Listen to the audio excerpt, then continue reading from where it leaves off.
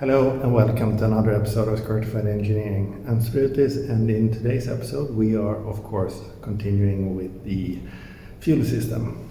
But first of all, I will hopefully manage to increase the height of my Supra so I can crawl under it more easily.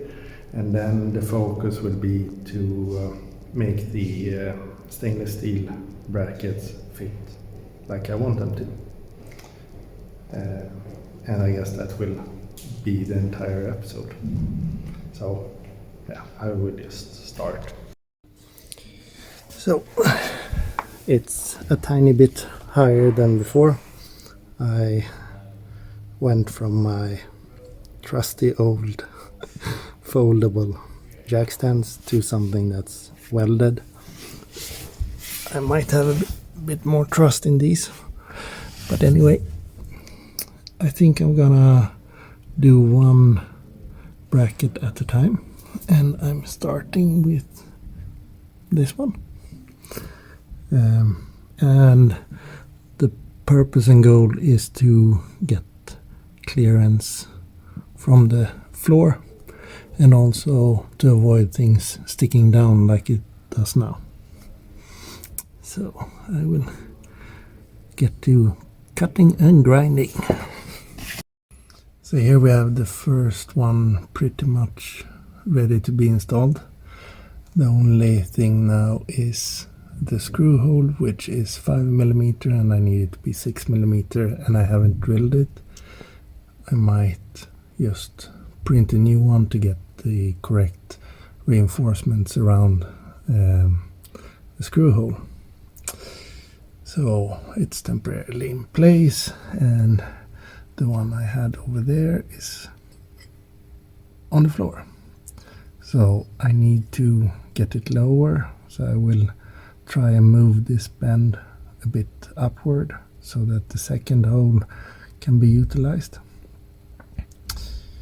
And also, as you can see, I did cut this end, but just so that it can still sort of add some sort of protection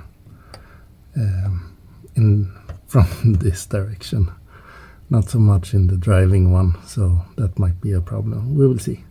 This should be fine because it's above the lowest point.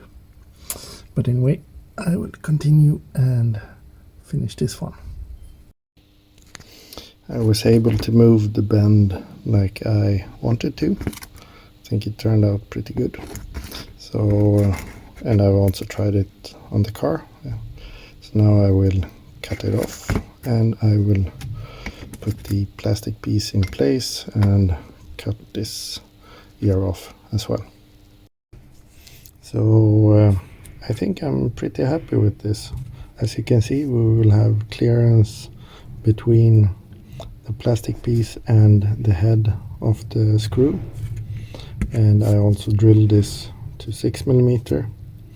So I will install this with a screw. And the reason why I leave some piece of lip sticking out, you know, this one has a channel. This one has a channel in it, and there is really no reason to go beyond, but my idea is that if I leave this lip, then I do have something that I sort of can squeeze in to put some extra pressure on this piece, just to give it some extra support in case I feel that it will be needed. Don't think so, but it's nice to have the possibility. So let's install this. And there we have it in place. I think it turned out quite nicely. I noticed, like you can see in the middle of the picture, that we have an extra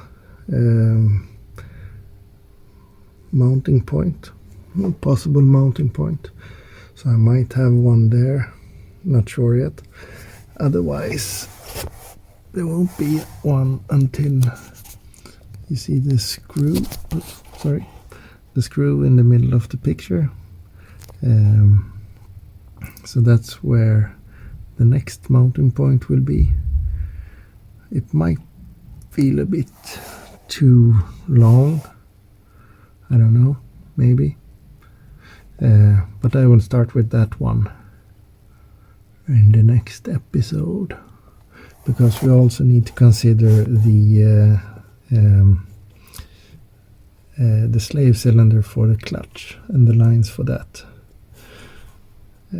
But on the other hand, maybe I need to finish routing these stainless pipe you see lying here on the floor.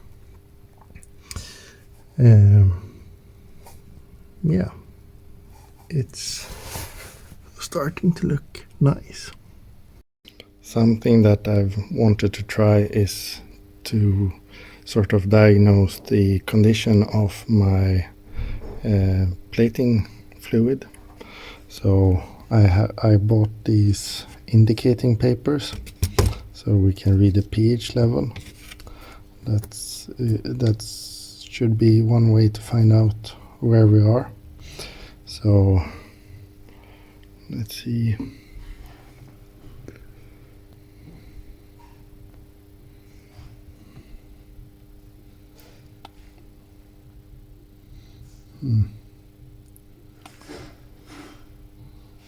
So I would say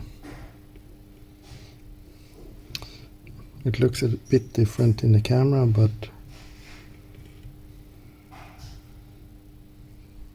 yeah, it's sort of in this area, somewhere between 4 and 6.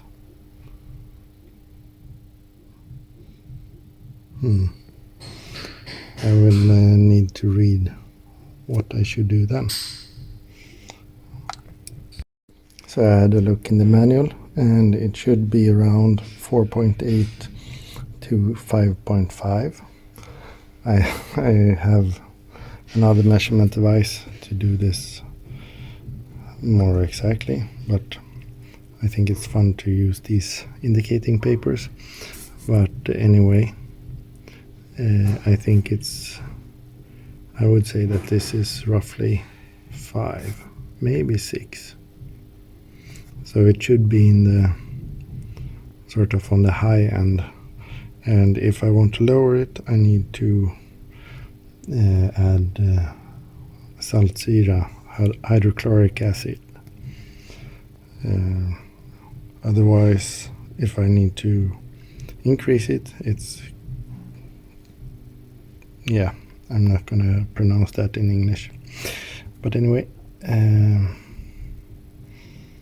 I'm gonna read into